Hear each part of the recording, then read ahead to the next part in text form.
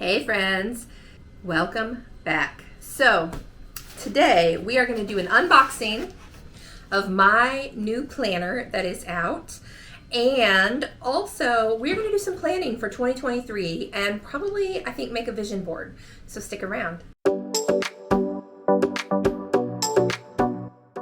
Hey friends, I'm Jen. Thanks for joining me. If you are new here, I'm Jen, single mom, artist, and entrepreneur, and this channel is all about building a life that you love and doing it all on your own. So, I designed new single mom planners, and they're available. So this is my copy for one, to plan for 2023, but also to check it out and see if it is everything that I dreamed. So we're going to start by unboxing my planner. We're going to do some 2023 planning, and we're going to build a vision board for 2023. I feel like planning and setting goals is the most important step to actually accomplishing the things that you want to do. Because if you don't write it down, if you don't make a plan, it isn't going to happen. Things don't fall in your lap. They don't happen magically on their own. You have to work for them. And the best way to work for them is to write them down, decide what they're going to be, make a plan to get to them, and then put it into a visual term that you're going to look at every day and that you are going to be invested in. And it's okay to dream really big on that vision board, but it has to be there.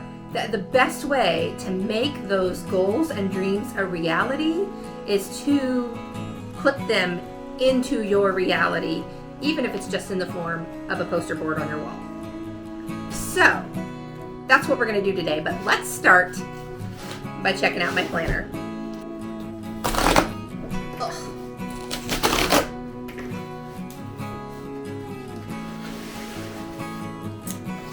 I'm so excited. Oh my gosh, it looks so pretty. I always just throw stuff on my floor. Don't you love that? Look how pretty. Okay, so I have a list of must-haves for my planner. And one of them is that I really like the coil binding because it will lay totally flat. I need to be able to open things up all the way to see them and to work with them. So this one is full color also, because I like a little color in my life. So here's the front, here's the back. These cover pages are thicker cardboard, and they're coated on one side. It's so pretty. Okay, it's 8.5 by 11 size because I need room.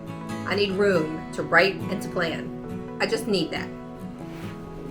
The first page is obviously a place to say who this planner belongs to in case you lose it. Hopefully somebody will get it back to you. I highly suggest you put your name and your phone number here, and maybe your email address. I mean, I wouldn't put your physical address because that's a little weird, but I always put my name and my phone number and an email in the front of my planner so that if somebody else finds it, they can be like, hey, did you mean to lose this? Then there is a section of questions to answer to help you dream big and figure out what you want, what maybe you want to work for, that kind of thing. There is a section to write down your goals for the year. And then there's a section to break those goals down into quarterly goals. Obviously, if you're setting goals for the year, and here goes the barking. Apparently I need to go let a dog out. Maybe they're going to be quiet. Obviously, if you're setting goals for the year, you're going to break them down way further than just yearly and quarterly. But this is a good start. I'll be right back. All right, dogs are outside. So you're going to break your goals down farther than quarterly. But sometimes your yearly goals aren't necessarily all going to happen in the same time frame. So I like to prioritize those yearly goals. If it's not something, like if it's a health goal, it's obviously something you're going to work for the entire year. But if it's something like I'm going to write a book, maybe that's going to be what I do in the third quarter of the year. Maybe that's not going to happen in the first quarter. So, yearly goals, and then break down when in the year they're going to happen. So this planner is undated so that you can start it anywhere during the year that you need to start it. So if you decide that you are ordering this planner and you need to start in December, cool, start in December. Sometimes you just have to start where you are, and January isn't some magic month, right? Start when you are available and ready and need to. That's why this is undated. So, month at a glance. And then each month has a spread for weekly, to break things down weekly and by time. And then there's some additional trackers down here at the bottom that I find are very, very important. This allows you to track whether or not you have done any journaling, whether you've exercised, whether you've meditated, whether you've had time with your tribe, the people that are your people. And then you can pick another thing to track if you want. I know not everybody does these things. That's cool. But all of us should probably be doing at least one or two of them. There's also a side bracket to break down the tasks for the week. The things that must get done, should get done, things that were incomplete from last week, and then tasks that you're setting aside specifically for the kids. So there's weekly pages for every month. Then for every month there is a bill tracking page and an expense tracking page. So you can write down all of your monthly bills and keep track of how much they were, what date they were due, when you paid them, and how much you paid. And an expense tracker so that you can just keep track of literally every penny that you spend in a month. Not all of us need to do this all the time, but I will tell you, when I feel like I'm not sure where my money is going, or when I start to feel like I need to buckle down on my spending, deciding that I'm going to write down every penny that I spend makes me be more disciplined. And sometimes you just need to really see where your money is going. Sometimes life gets in the way, and sometimes we don't realize how much little things add up. Like, I'm sure none of us go to Starbucks every single day and spend $6 or $7 on a venti coffee every single day. But even if you do it once a week, my particular venti coffee of choice is almost $8 now. It's ridiculous. $8 for a cup of coffee. If I did that once a week, that's still almost $40 a month that I'm spending just on coffee. So sometimes it's just those little things where we're like, oh, I'm going to treat myself. And we don't realize just how often we're treating ourselves. So when you feel like things are getting out of control, this can be a really good practice. You don't have to do it every single month. Absolutely you don't. But if you're on a really tight budget and you're really trying to be mindful of how you spend your money, then you should do it every month. There is also a section to celebrate your victories for the month. I think we do not spend enough time giving ourselves a pat on the back for the things that we did awesome at. And we need to. We need, like, as much as we criticize ourselves and feel guilty for things that we didn't do right, man, we should be spending more time celebrating the things we did. So there is every single month an opportunity to write down every one of your victories for that month. And you do it. Do it. There's also a note section for any miscellaneous stuff. So that's the planner. And of course there's 12 months worth of that in here. So that's my planner. I love that it lays completely flat, which makes taking notes, writing things down, making a plan so easy. So with that said, I am going to start by filling in my months, my months and my dates for 2023. And then we're going to get started doing some planning, some goal setting, and some planning. And then I'm going to make my vision board for the year because I need to. And so do you. If you are interested in having a planner of your own, they are on JenJugglesIt.com, and I will link them below.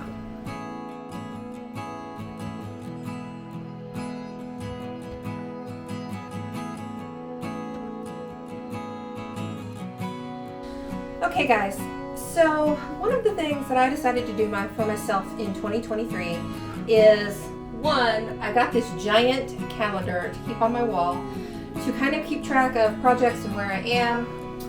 It's 3 quarters, January through March, April through June, July through September, October through December, blah, blah, blah. You get it. So one of the biggest things that I want to change about the way I do things for next year is that I want to set aside 1 week of each month to be when I do a lot of my bulk content building. Because right now I'm kind of building content as I go, specifically for YouTube, and I'm missing uploads sometimes because sometimes time just gets away from me and I just don't get it done. And I usually know what I'm going to shoot ahead of time because I have planned that out. But I'm not always getting it done because sometimes a weekend just gets away from me, or a whole week gets away from me. Just there's lots of reasons why that's happening.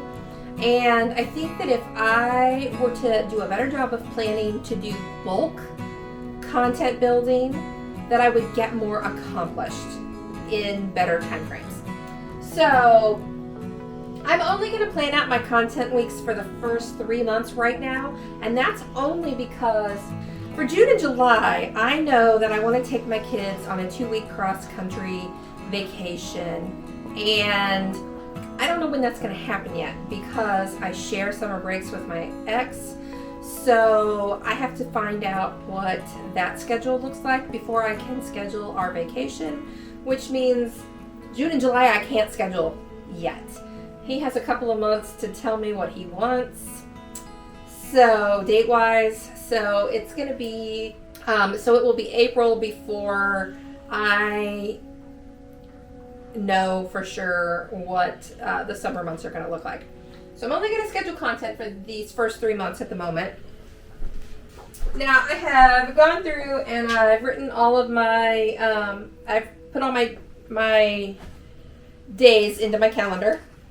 I've written in whenever there's a holiday and all the special stuff that we have going on. So for instance, in the month of February,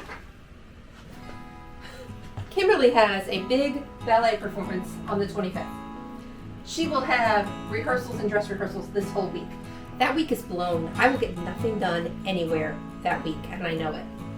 So I think in February, the week before that, is going to be my content week. And in January, it's going to be the second week of the month.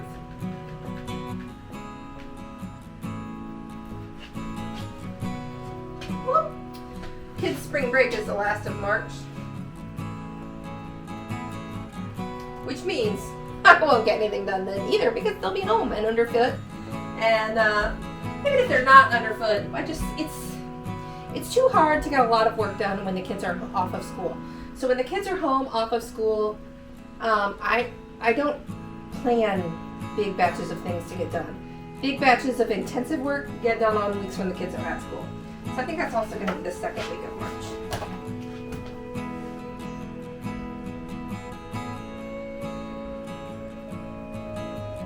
Well, look how messy that is. Let's try that again. I want it to be somewhat legible.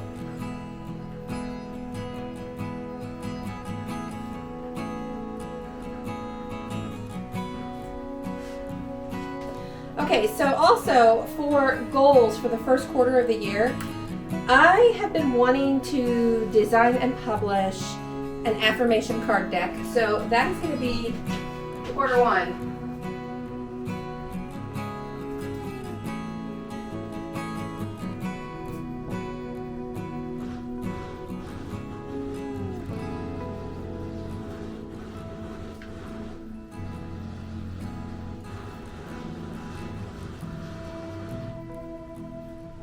And several years ago, I designed a self-love journal, 30 Days to Self-Confidence. And I want to rewrite, redesign, and republish that journal. I think that it could be formatted a little bit differently and a little bit better and have a bigger impact. So that is also a goal for quarter one.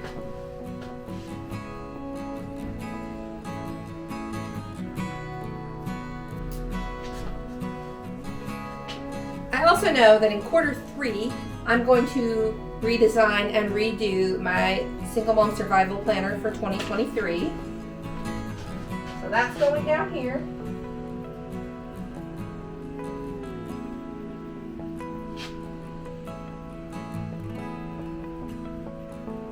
And actually, I think for 2024, I would also like to design a planner that is specifically for entrepreneurs for 2024. So I have a couple of planners that I want to build, and those are going to happen in that third quarter of the year so that they can launch October, right before the holidays, and right when people are starting to consider planners and things for the following year. So those are the things that I have on my agenda at this moment. There will be more. I just haven't decided what they're going to be just yet as far as projects that I want to concentrate on completing. So I'm going to leave this as it is for now. And now I'm going to get to work on that vision board. All right, we're on my living room floor and I'm going to get started on this vision board. So first I'm going to cut out pictures that represent the things that I am aspiring and working towards. And then I'm going to glue them all down and we'll talk about it when I'm done.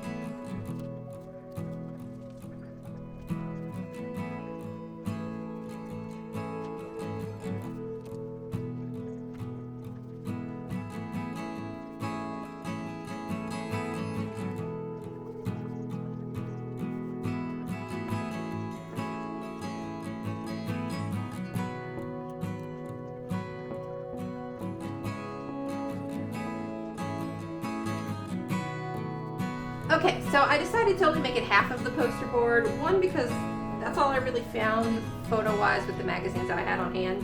And honestly, this is going to fit on my wall a little bit better as just being a half a poster board than a full one. So, but yeah, I think it's done. Mostly, just so that you have some idea, I want to do a whole lot more traveling this coming year. And it's my daughter's going to be the year between her junior and senior year. And there's just a lot I want to experience with both of my kids before one of them is out of the house all the time. And this just represents family and friends and, you know, all of that jazz. Oh, I need to put some more glue there. And then, of course, my art stuff. And, you know, there's not a lot of business stuff represented on here, but the truth is, in order to realize these goals, I have to realize my business goals, because that's what's going to allow me the freedom and flexibility to be able to do the things that I want to do. So Anyway, that's about it. I'm going to finish gluing some extra spots here. And that's going to be that. I'll put it up on my wall. Anyway, thanks for planning with me. I hope you found this somewhat valuable. And I will see you soon.